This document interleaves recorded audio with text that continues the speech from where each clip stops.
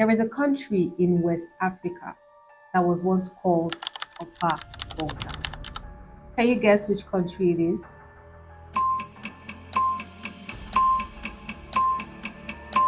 I'll tell you.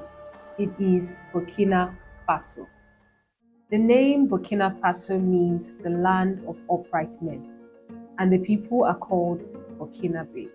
The name Upper Volta was changed to Burkina Faso by Thomas Isidore Sankara when he took power via a coup d'etat in 1983. The question here is, who is Thomas Sankara?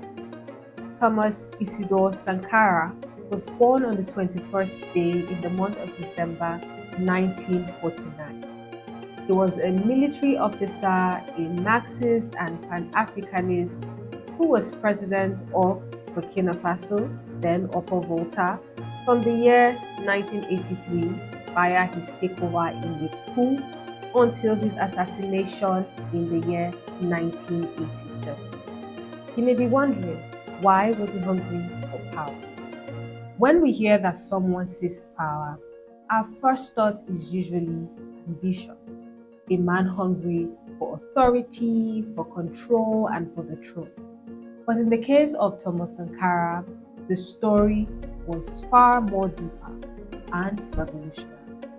So why did he seize power?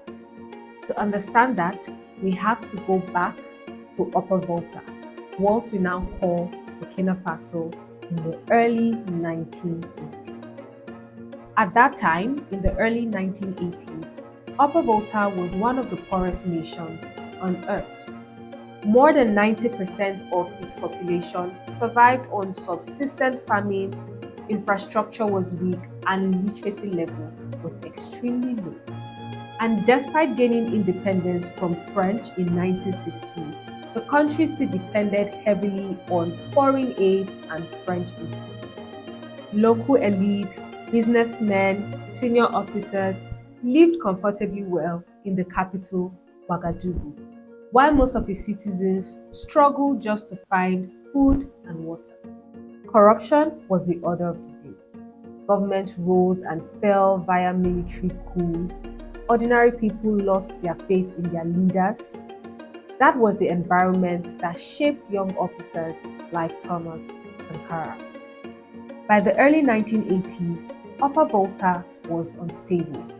A series of coups had brought Major Jean-Baptiste into power in the year 1982, promising reforms.